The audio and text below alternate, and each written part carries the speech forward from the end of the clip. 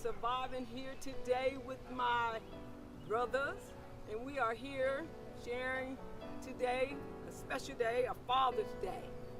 And I sit amongst my sisters all the time and we discuss mothers and how we love our children and different things, but I never really get the chance to sit amongst my brothers and ask them how their fathers impacted their lives. So this is what this video is about today. So I round up a few of my brothers and I asked them would they do this video, and they took it up. So here we are out here in this beautiful backyard of mine at the Godspeed Resort, and I asked the brothers to share with us today what did their fathers do to impact their lives. I know as a daddy's girl, my father played a big role in my life. My father was my hero. He was my everything. Where he went, I went. And so I wanted to get some of the men to kind of tell me what they thought about their fathers, and all of their fathers have transitioned. So I wanted them to kind of share with the other viewers on how they got through when their father transitioned. So whoever want to share, just jump on out there. And I'll share. In my father's point of view, you know, I love my father. He always took care of us and everything. He made sure that we had everything. You know what I'm saying? He did what he needed to do, what he had to do. And me for the day, he taught me a lot of things that I didn't understand when I was growing up to understand. But to me, it's always going to be love there because I'm going to love people anyway. He taught me how to love people and enjoy myself with people the way they are.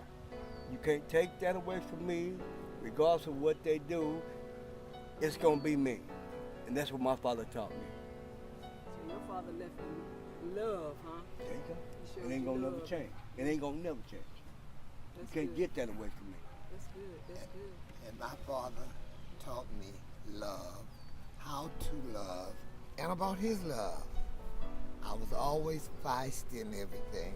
My dad just told me one day, boy, if you ever hit my wife, I'll kill you. I know he meant that. I know he meant that. That's the reason why I gotta bring that through. That's why I say love. What I think like about my father. My father taught me love and what it's all about. Stay there. I love him, and I always will. I love my mama dearly, dearly. There was nothing could come between my mama and I. But God bless. He took her away from me at a very young age. But she was still my mama. I love my family, period. God bless. Yes, thank you, Uncle. That's my uncle, and he was sharing about my big daddy. And that's my brother-in-law, and he was sharing about my father-in-law that I never met. So, Raymond, would you like to share? Sure. My name is Raymond Peaks. My father was Raymond Augustus Peaks. They called me Little Ray. He was born in Augusta, Georgia.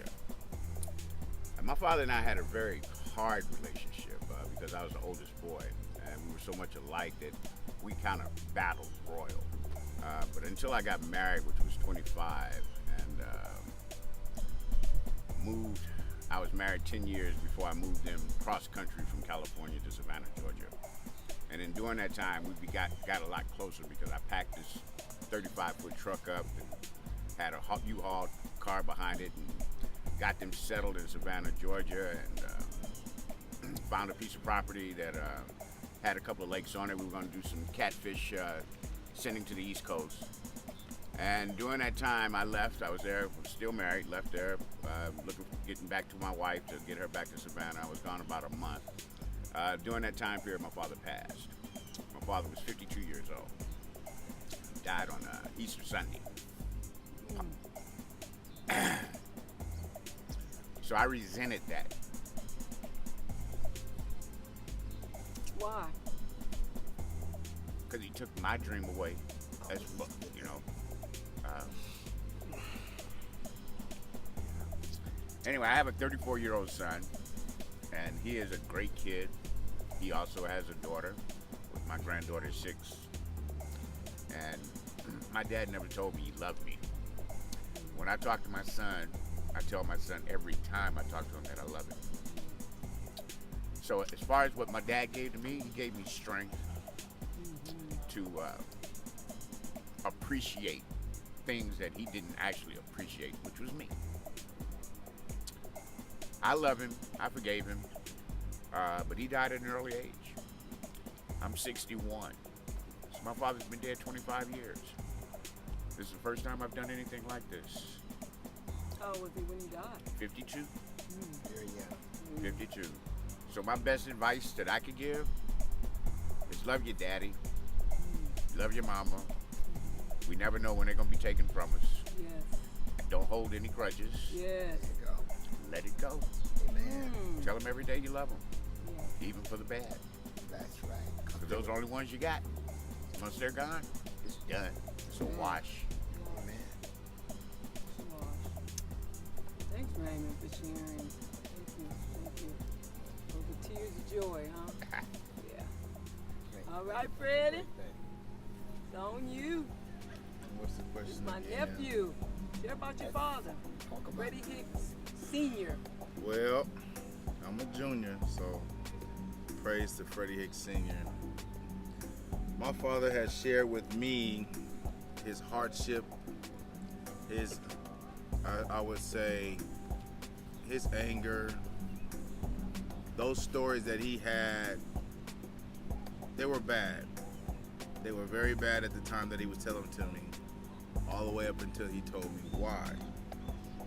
He gave me a good reason why he would always say angry, not mad. Dogs are mad.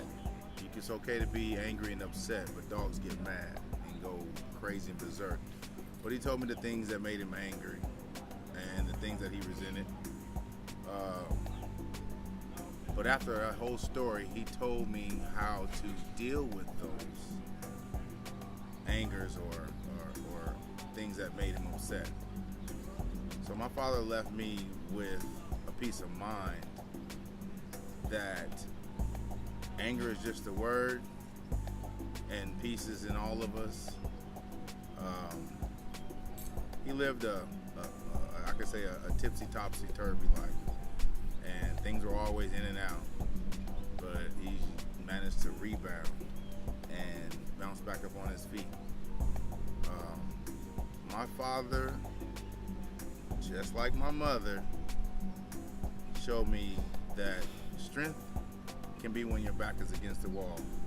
When you're living under a bridge and you got nothing but lint in your pocket, you gonna survive if you want to. A lot of times we lose our way when we get everything that we always desired, and we forgot what we had when we had nothing. So without your anger, without your resentment, you got yourself, you got your soul, you got your perseverance, you got family and friends, you got a good head on your shoulders, you can manage. And my father taught me what favoritism and nepotism meant. And he gave me the phrase manage, M-A-N, man of the rightful age should be able to manage if he uses his mind right. So keep your mind set on your goals, be perseverant, or pursue your dream and never give up. Don't let somebody detour you. Whatever you are going to do, you follow through with it, because everybody has their opinion and everybody wants you to do it another way, and there's more than one way to do something. But basically, my daddy was peculiar. He was set in his ways. He was going to do it his way, and of course he felt it was the right way. And I believe his way was the right way too, because it only took a penny to do it, and he always had a pot of beans on the stove. So, you know, and cleanliness is next to godliness. So my daddy was a god because he was extra clean. He had OCD. Oh wait, let me tell you what OCD. He had CDO, because people with OCD put it in order. CDO. You know what I'm saying? Alphabetically in order. So he was a spick and span man. Yes, he was. and everything had to be in its place. You never stay at a hotel if it was filthy. You never eat at a restaurant if it was filthy. You never shopped at a grocery store if it was filthy. So why in the hell would you be filthy? You know, don't ask somebody to do something that you're not willing to do. He was very peculiar. He was very hard and stern, and I'm glad to try to follow those footsteps. Not even fill his shoes, but even though his shoe size is smaller than mine. But I'm not gonna try to fill his shoes, but I'm glad to walk in his footsteps and to be in my son's life, and to show him, you know, the rules. If you do what you're supposed to do, you can do anything you want to do. You don't lie to me, don't steal. We good. I mean, that's just, you can just rewrite the Bible on that right there and just put that down, because that's it. So I'm thankful for my father for being hard on me, you know, for not letting up. Some people like that soft stuff and people that just tell them anything, but my daddy actually kept a knee in my back. And I like the pressure because it kept me against the wall, it kept me straight, it kept me firm. And if you're always doing right, you can't go wrong. So I love my daddy like that. I love my daddy. That you are today. I love my daddy like That's that. good. If you stay ready, you don't have to get ready. That's good. That's what I love about it. That's good. Well, Word. thanks for sharing, guys. My brothers, I know it has not been easy. It wasn't easy for me rounding y'all up, first of all. We have But I'm got a glad chance. y'all here. I appreciate y'all for sharing your stories, and I just want to ask you a few questions. What makes a man a good father?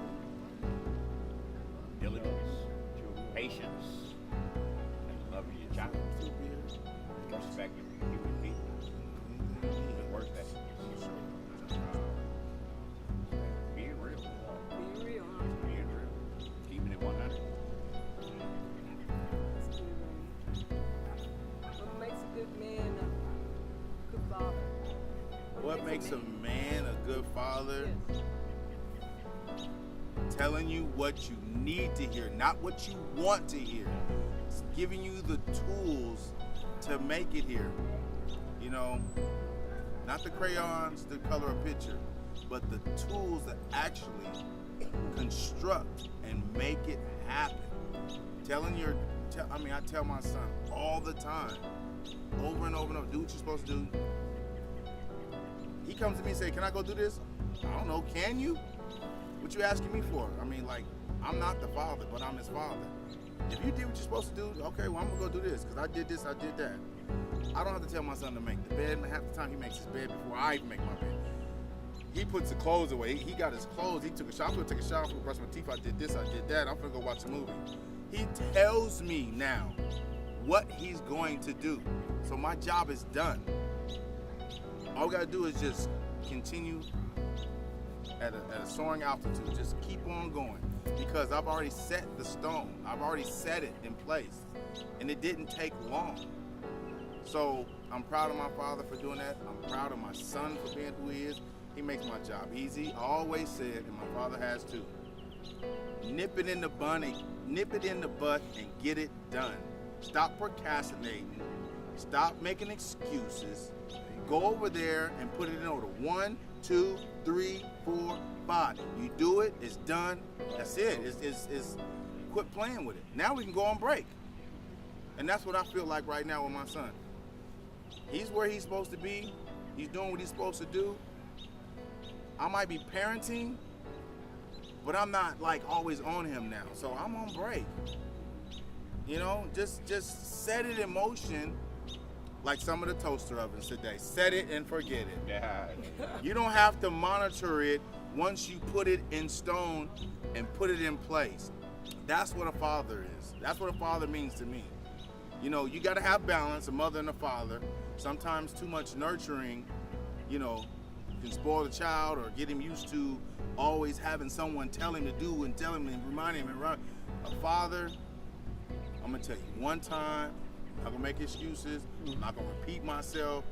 You heard me the first time. So let's get to the happy time and let's get past this. Let's move on. Let's move on. Let's go to the next phase. Because it's time for us to continue learning, continue blossoming, and continue growing. Why we got to do the same thing over and over and over? Who repeats kindergarten 12 years in a row? Nobody. So let's do what we're supposed to do and move on to the next stage. I want my son to grow. A father means a solid foundation for his family, his wife, and his children.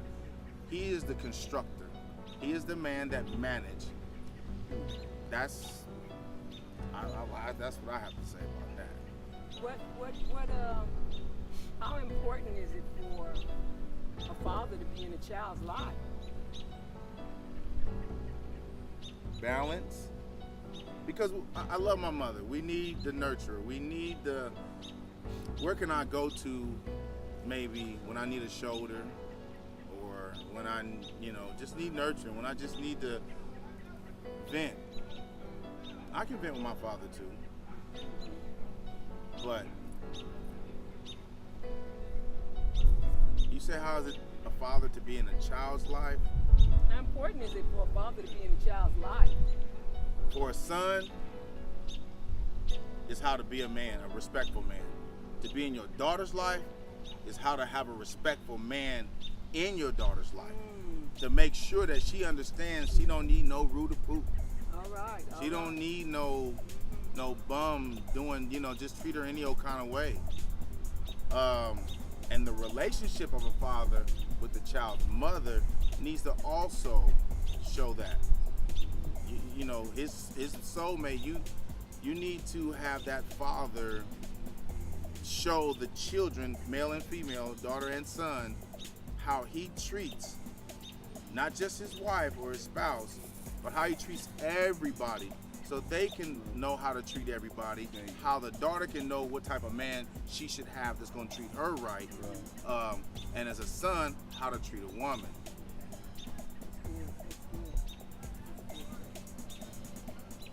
What do we want to, what would you tell other fathers, young men, that's newly fathered? The best thing I can tell your kid is you got to know and show respect to gain respect.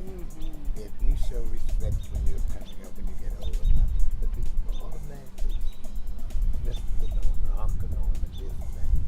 But most of all is love. I think it's love.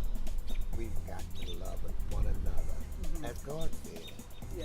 I can't sit up here and talk love to you unless I'm showing you love. Love is something you feel. There you go. I think it's an individual. For me to show you I love you is a thing, and for you to accept it is another thing. Now, I can show it all I want if you don't want to accept it. We're just not going to be friends. That's right. I mean, That's right. That's the way I look at life. There are some people that they want to be your friend. And there are some that don't. We've got to make that choice, that decision, I think. Okay, so if your father was still living, this question is for all of y'all. When he was here today, what would you tell him? Besides, Happy Father's Day. I tell him that I love him, and I let him go there. forgave him, and wish that it had happened earlier. But life goes on. Wish he was still alive. Yeah. But yeah, I miss him. I just tell him I love him. It was hard for him to say he loved us, but Did he ever tell you that? no. Or he just showed you? Materialistic things. I mean, like Freddie said, he was a hard man, military, but he wanted to do it his way. Nobody could tell him what to do. And my grandfather was an Episcopalian minister, so I was raised in the church. I had to go to church, Sunday school, had to go to church, served altar boy, served in the choir. This is the kind of upbringing my father had. But once he got into the military, it became a totally twisted different thing. So I think the military kind of screwed him up. But he was a good guy, for most part. I respect him. I tell him I love him. My father, Uncle? I love my father Turn around and dearly. look at this. I love my father dearly. He taught me a whole lot. He would say, "But boy, you're gonna do what your mama says. If it's all right with your mama, it's all right with me. Yeah. Don't you ever do anything to hurt my wife." Yeah. Because I was feisty when I was coming. Fight anybody. Yeah. He just let me know if you ever hit my wife, I kill you. And I know he meant that. I know he meant that. Okay, look at that. That he What told about me. you, Sweet? Oh, you still No, I'm on? through. I'm Okay. through. You do? Oh, with me, my father and everything, he was a great person. He always Tell loved. him if he was still alive today. If he was still alive today, he'd still be doing what he's doing, taking care of his kids and everything like that. He only did what he needed to do for himself. Even though he was in a point of view, he did negative. I never looked at it that way. I love my father for me just like I love my mother. We all got along together. And he did what he had to do, for his kids. You know, he had his mistakes, and I don't look at it as a mistake. I look at him as a father. We still love. He loved from his heart. It's all about what's come from your heart that makes the main things that's going on in life. Mom, dad, or whatever. We lose them all. And we continue on loving each other the way we're supposed to love one another. And then things will be all right. It ain't about what we got or what we gonna do or what everybody have. It's about loving one another from the heart. If you can't get it, you won't never get it. It's here. It's not outside. It's inside. I'm gonna leave that alone. Thank you. Thank Thank you for sharing. Thank you. I'm gonna share We'll it. turn them on when we get ready to. Yeah, you After I ready? told. We're gonna, Okay. Thanks for Be coming, guys. I got a few gifts here. Just pick one, because I appreciate your time. You guys have been super dads, super fathers, super daddies. You Number always one gonna be daddy. my gift, I so appreciate y'all for just coming out and just sharing Okay. with But you the my young gift men anyway. out there that's Yeah. probably in a struggle, that their father has transitioned, and they need some help on how to get through, you know? So the one last thing I would ask you, how did you guys get through after your father transitioned? I'm grieving. How did you get through the grieving process? One step at a time. One step at a All time. you gotta do love one another. One Okay. step at a time. That's all that matters. How did you get through it, Freddie, after your father transitioned? Love one another. It was hard. Did you close up? Because I've heard that men cry in the dark now. Oh, Hey, crap. I Were you cried. open I when cried you in the was shower. I cried in the dark. I cried in the closet. I cried in front of people. You know what? I really did. I cried everywhere. I didn't hide any of my. I didn't hide it. Good. I did not cry at the funeral though. Didn't. No. Why do you think it was so? Are you trying to be strong, or? I wasn't trying to be strong, and I wasn't trying to keep it together. I think my father was just saying, "Boy, finish handling this business and quit all that." Oh, okay. So And you hear him saying because I had to, I was the one that found him. I'm the one that he entrusted everything to be taken care of from.